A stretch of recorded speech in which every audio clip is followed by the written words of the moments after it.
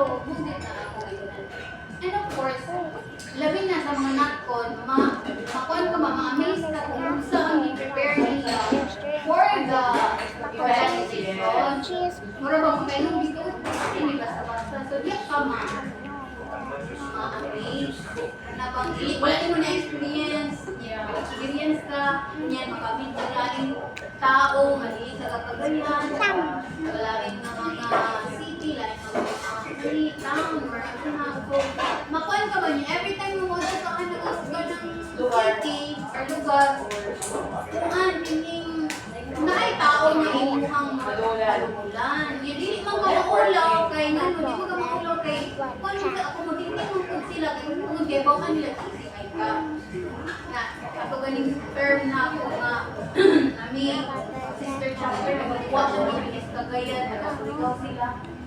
Dahil ipadalig ko nga, suligaw, dahil magiguli. Pero kung ganun, training ba? Training sa suligaw. Hindi mo na may experience niya. First time niyo mga mag-atubang sa mga tao, pero mag-practice ka ba? Hindi siya ingon nga. Dili sa i-judge kung sabihin ka. Pero ano siya ba? Kung saan yun ka, ano lang?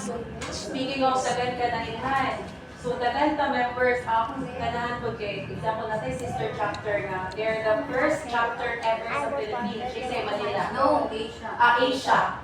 So, Nauna pa sila sa, nauna pa ulit sa Manila, pero ka-establish kaysa sa JCI Philippines. No, actually, ang JCI Manila is based on Philippines first. ayan din sa nag-change. Kuha na din nila kay Pumudkit na nag-separate na din sila sa JCI Philippines. Pero ang JCI Manila is JCI Philippines Sila, anong i-share na ko why? Anong i-share na ko why? Because nalas na event ko ako may Manila.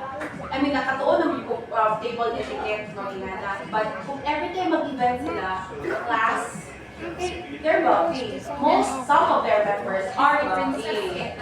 So, maka-feel na ako we're invited kung nasa gathering kasi alaga kayo sila even though they're busy with their work, CEO sila kung company, makita mo sila nga they're bringing boxes, your bags, assist ka, table manners, customer, kami na-develop it more, the way you talk to people, especially when talking to this person, who's the CEO of the company.